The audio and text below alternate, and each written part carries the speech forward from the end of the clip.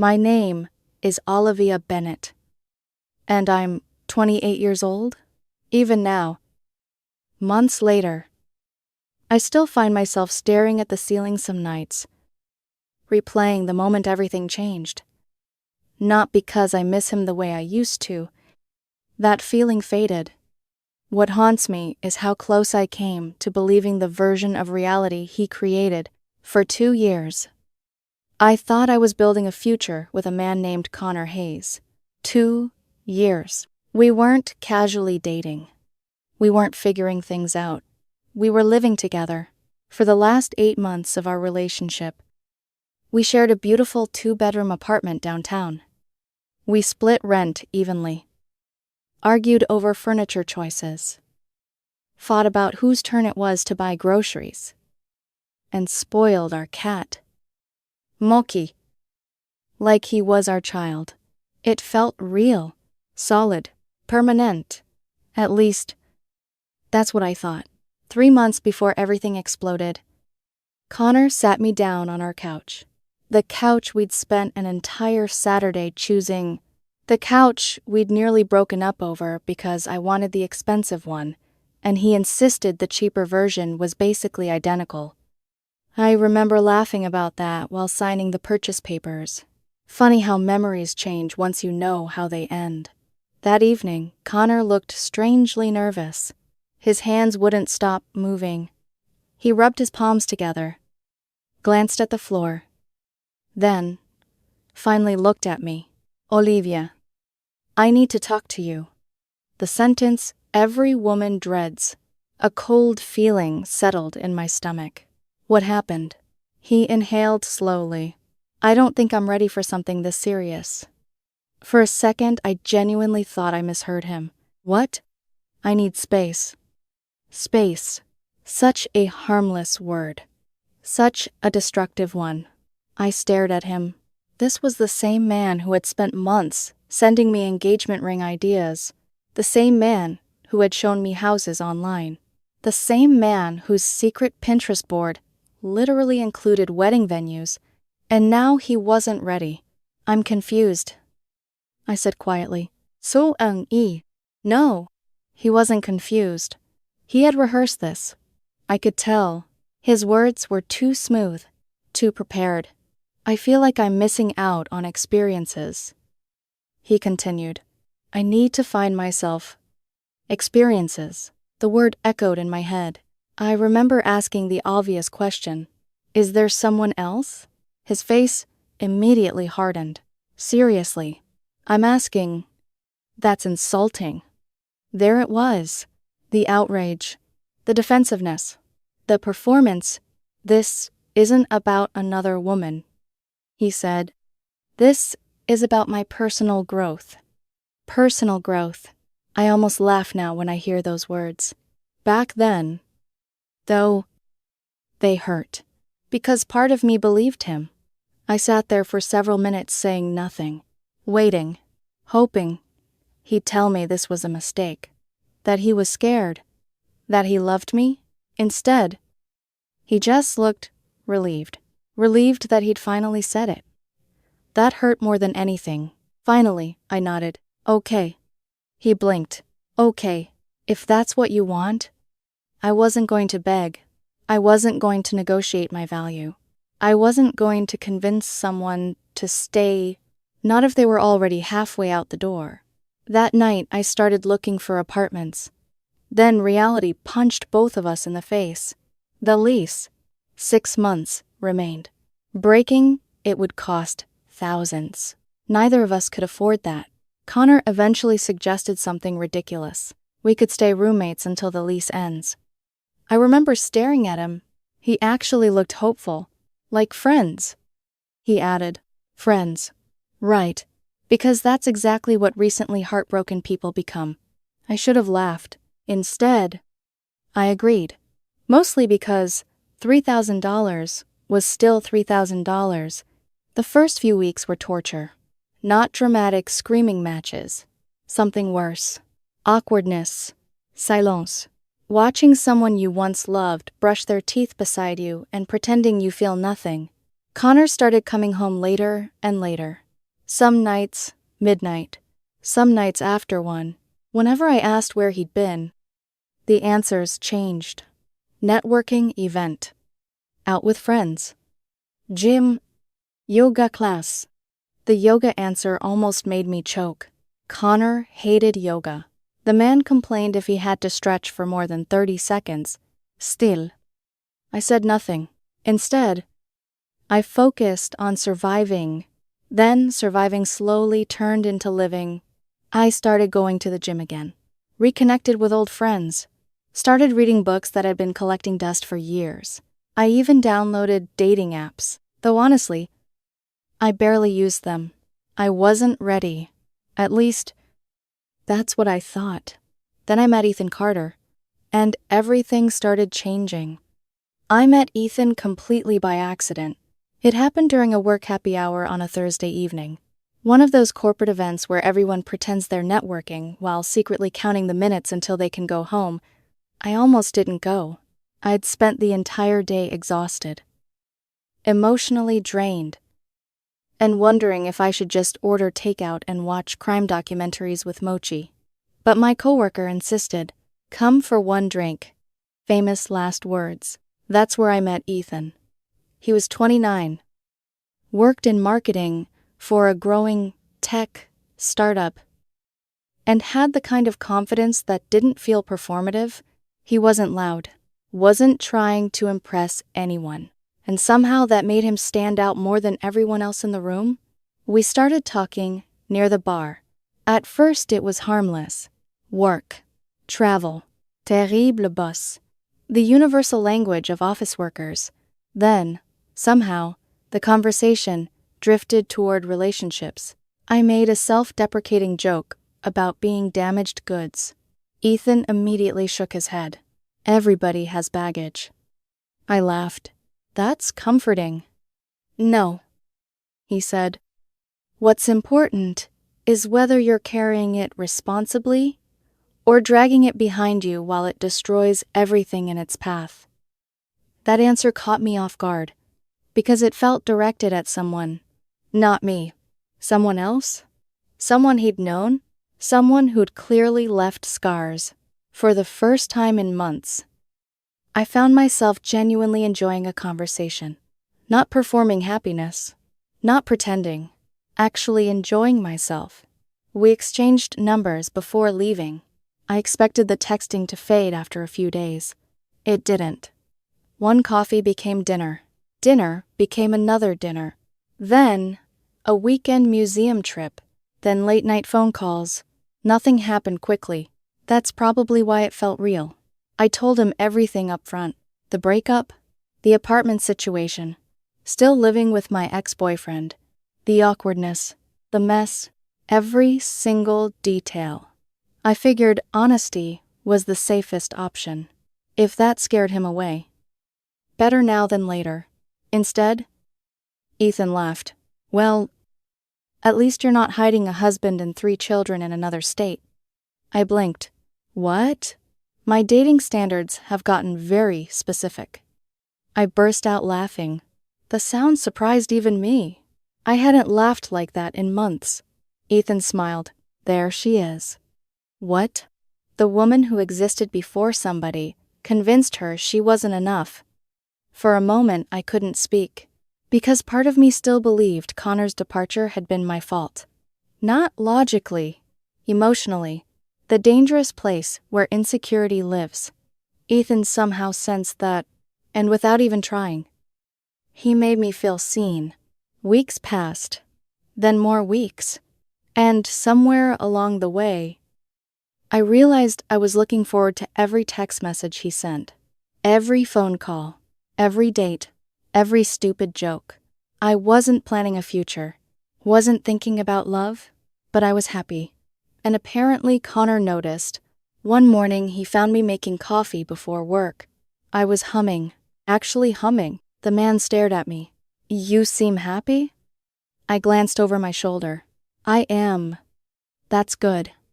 Something about his tone felt strange, forced. Like the words were correct, but the emotion behind them wasn't. I'm glad.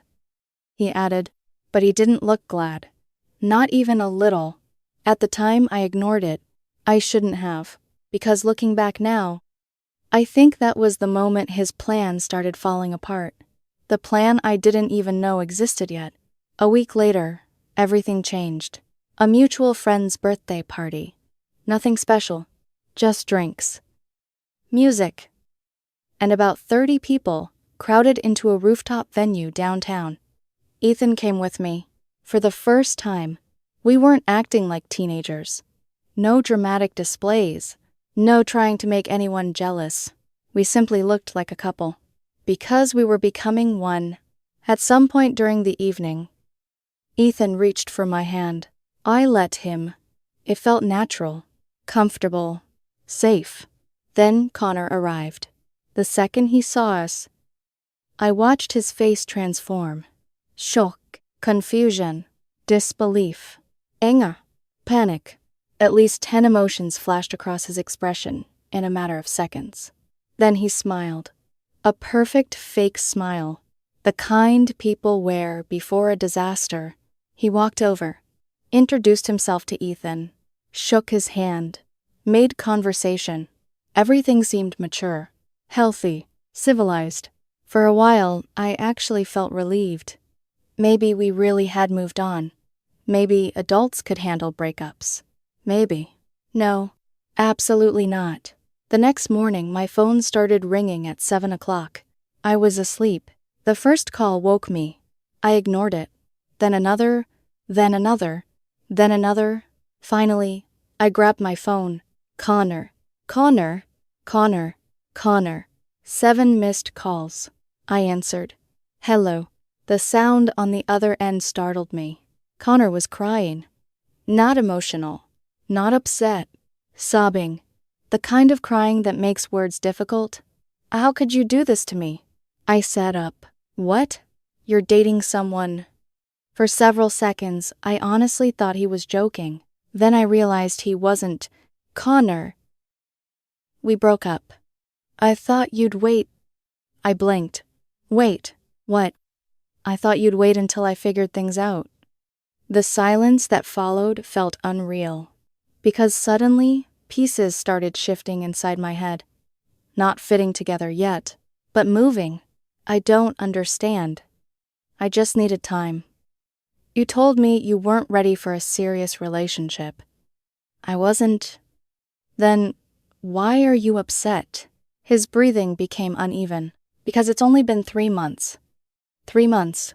After he ended our relationship. 3 months. After he asked for space. 3 months. After he chose to walk away. I felt something inside me harden. Not anger. Clarity. What exactly was I supposed to do? I asked quietly. Sit around, waiting for you. You know that's not what I mean. Then, explain it. He couldn't, because saying it out loud would reveal how absurd it sounded. Eventually, he whispered. I thought what we had meant more. The irony almost took my breath away. You ended it. Connor. I needed space. You got it. I love you. The words landed like stones. Not because I believed them, because they came too late. Way too late. You broke up with me. Silence. Then, the call ended. Just like that. Over. Or so I thought. Minutes later, my phone exploded with text messages. Paragraphs. Entire novels. According to Connor, I betrayed him. I moved on too quickly. I violated an unspoken understanding. I was trying to hurt him. I didn't respond. There was no point. But that wasn't even the shocking part. Not even close. Because 2 days later, I discovered what Connor had really been doing during his so-called journey of self-discovery, and suddenly everything made sense. Every late night, every vague excuse, every networking event, every mysterious yoga class, all of it. The truth was far uglier than I imagined, and once I saw it, there was no unseeing it. The truth arrived in the most ridiculous way possible. Through an iPad. Months earlier, Connor and I had shared one for streaming services. online shopping, and random household stuff. When we broke up, neither of us really thought about it. The device stayed connected to several accounts. Most of the time I ignored it. Then one evening, while I was searching for a movie, a notification appeared. A message preview. A woman's name, Vanessa. At first I wasn't interested. Then I saw a heart emoji, then another, then a message that made my stomach drop. Last night was worth the wait. I froze. For a second I convinced myself there had to be an explanation. Maybe it was old. Maybe it was innocent. Maybe. No. The conversation kept sinking. Message after message. Photo after photo. Excuse after excuse. Every lie unfolded in front of me. The networking events. Vanessa. The yoga classes. Vanessa. The nights out with friends. Vanessa. The weekends he claimed he needed space. Vanessa. The affair had started before the breakup. Not after. Before. At least 2 weeks before he sat on that couch and told me he needed to find himself. I remember staring at the screen while a strange calm settled over me. I expected rage, expected heartbreak. Instead, I felt something else. Relief. Because suddenly none of it had been my fault. I wasn't too needy, wasn't too serious, wasn't moving too fast. Connor hadn't left because he needed personal growth. Connor left because he wanted another woman waiting for him, and apparently, he wanted me waiting too. A backup plan, a safety net, a familiar place to land if his adventure didn't work out. The realization was brutal, but it was freeing. I screenshotted everything. Every message, every photo, every timeline inconsistency. Then I created a folder on my laptop. The folder name, Taxes 2024. Nobody ever opens a folder called Taxes 2024. I figured it was safe. Then I went on with my life. Or at least I tried to. For about a week. Then everything exploded. It started with a message request on Instagram. The sender was a man named Ryan. At first, I didn't recognize him. Then I opened his profile. My stomach dropped. Vanessa's boyfriend. The boyfriend, Connor, apparently forgot existed. The message read, "Hi. Sorry if this is weird. You used to date Connor." Right. I stared at the screen. My pulse quickened. Then another message appeared. I know this sounds crazy, but I think something might be going on between Connor and Vanessa. The room suddenly felt very quiet. Decision time. I could ignore him. Lee. Pretend ignorance. Stay out of it. That would have been easier. Cleaner. Selfish. But every time I imagined doing that, I pictured myself in Ryan's position. 3 years. 3 years invested in someone. 3 years built on lies. Nobody deserves that. So I told the truth. All of it.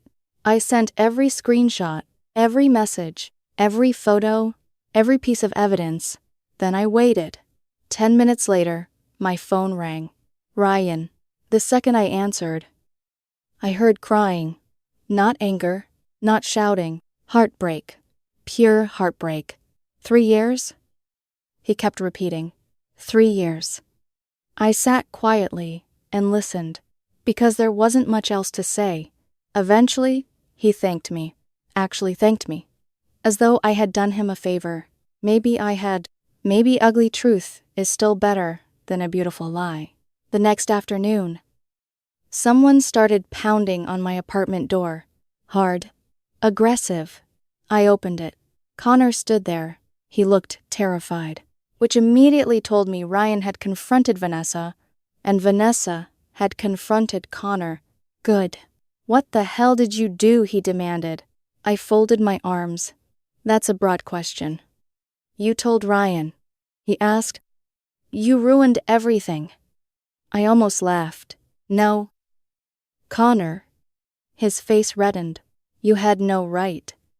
No right to tell the truth. His jaw tightened.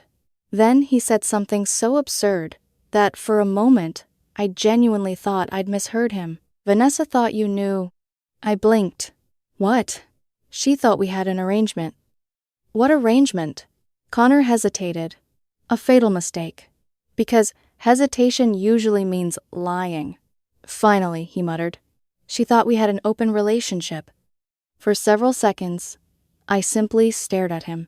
Then I laughed. Actually laughed. The sound echoed through the apartment. Connor looked offended.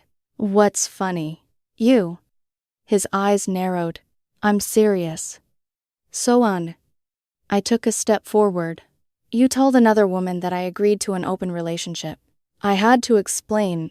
You had to explain why you were cheating. His silence answered the question. Then, another horrifying detail surfaced. One that made my skin crawl. Vanessa had visited the apartment multiple times. While I was at work, while I was visiting family, while I was out with Ethan, my home, my bed, the place where Connor had looked me in the eyes and talked about marriage, the disgust that followed was immediate. Get out. Connor blinked. What? Get out. Olivia, get out. He finally left. But the story wasn't finished. Not even close. Because Connor wasn't the only one who panicked. That evening, Vanessa showed up. Apparently, Ryan had confronted her. Apparently, everything had fallen apart. Apparently, she was furious. She knocked once, then walked inside, without waiting. Bold move. Stupid move. What did you tell him? I looked up from the couch. The truth? You had no right. There it was again.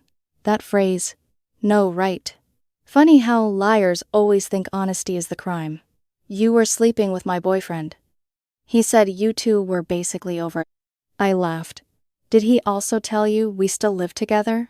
Her expression changed. Just slightly. Enough. Interesting.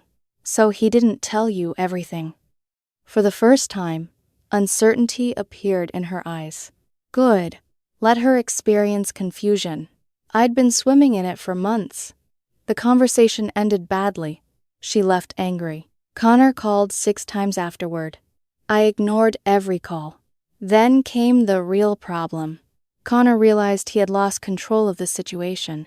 And when manipulative people lose control, they rarely leave quietly. The next few weeks became unbearable. Women started appearing constantly. Different women. Different cars. Different excuses. Late-night visitors. Loud music. Arguments. Chaos. It felt deliberate. Like he wanted to punish me for refusing to play my assigned role. The role of the woman who waits. The woman who forgives. The woman who stays available. Unfortunately for Connor, I had started preparing for exactly this scenario.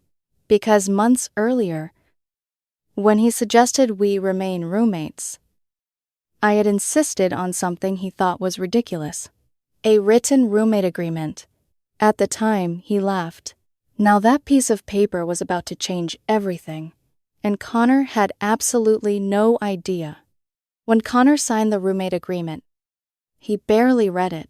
I remember sitting at our kitchen counter while he skimmed the pages. You really think we need all this? He asked. Yes. It's just 6 months. Then 6 months should be easy. He rolled his eyes and signed anyway. At the time, I think he assumed it was my way of feeling in control after the breakup. In reality, it became the one thing that protected me. The agreement covered everything. Cleaning responsibilities, shared expenses, guest policies, quiet hours, overnight visitors, basic rules that reasonable adults should already follow. Connor ignored almost all of them, especially after Ryan exposed the affair. That's when the apartment transformed from uncomfortable to unbearable. Every few nights, there was a new woman, sometimes 2 in the same week. Loud music after midnight. Arguments in the hallway. Doors slamming. Alcohol bottles left in the kitchen. Strangers wandering through the apartment like it was a hotel. And every single time it happened, I documented it. Photos. Timestamps. recordings, notes. I said nothing. I argued with no one. I simply collected evidence. At first, Connor thought he was winning. He mistook silence for weakness. That was his biggest mistake. Meanwhile, my relationship with Ethan continued growing. And somehow, through all the chaos, he remained patient. One night he came over for a movie. We were halfway through watching a comedy when Connor walked into the living room. Not accidentally. Deliberately. He was clearly trying to create a scene. Instead, he froze when he saw Ethan sitting beside me. The atmosphere became awkward instantly. Connor mumbled something and disappeared back into his room. A few minutes later, Ethan looked at me. He's spiraling. Isail, tell me something I don't know. No. I raised an eyebrow. He genuinely thought you'd wait. The certainty in Ethan's voice startled me. How do you know that? Because he keeps acting like somebody stole something that belonged to him. The observation lingered in my mind long after Ethan left. Because deep down, I knew he was right. Connor wasn't upset because he loved me. He was upset because I'd stopped orbiting around him. 2 weeks later, I submitted everything to property management. 47 pages. 47. Even I was surprised when I printed the final packet. Documentation. Photos. Violation logs. Witness statements. Audio timestamps. Everything. The leasing office reviewed the evidence and officially opened an investigation. 3 days later, Connor received notice. The reaction was explosive. He stormed into the apartment, holding the paperwork. Are you serious? I looked up from my laptop. Looks serious. You're trying to get me kicked out. I'm trying to live peacefully. You could have talked to me. I stared at him. The audacity was almost impressive. I tried talking. No. You didn't. Connor. You literally cheated on me. His expression tightened. For a moment, neither of us spoke. Then he played what he clearly believed was his winning card. I'll tell Ethan everything. I blinked. Everything. About how you're still obsessed with me. I laughed. Actually laughed. Again. It was becoming a habit. When exactly did that happen? I know you still love me. No. Connor. You're using him. No. You cry over me. I nearly choked. Cry. I hear you at night. The realization hit me instantly. Oh my God. What? That's not crying. What is it then? I'm watching sitcoms. He genuinely looked confused. For some reason, that made the whole thing even funnier. Unfortunately, Connor wasn't done. A few days later, he crossed a line. While I was showering, he used my phone. By the time I came out, Ethan was calling. Immediately. Repeatedly. My stomach dropped. I answered. Hey. His voice was calm. Too calm. Did you send me a message? No. That's what I thought. Relief flooded through me. Then he forwarded the text. The message claimed I was secretly still in love with Connor. That I cried about him constantly. That Ethan was only a rebound. That Connor and I had continued sleeping together after the breakup. Every sentence was a lie. Every single one. I explained everything. Showed Ethan the evidence. The documentation. The timeline. The recordings. By the end, he was shaking his head. Your ex-boyfriend is unhinged. Then he paused. You know what I'm coming over. An hour later, Ethan walked into the apartment carrying a bottle of wine. Connor happened to be sitting in the living room. The smirk on his face suggested he thought his plan had worked. He couldn't have been more wrong. Ethan sat down calmly, crossed his legs, then looked directly at Connor.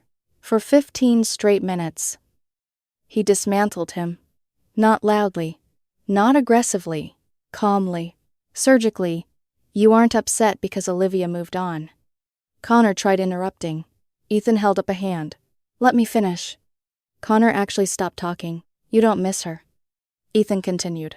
You miss control. The room went silent.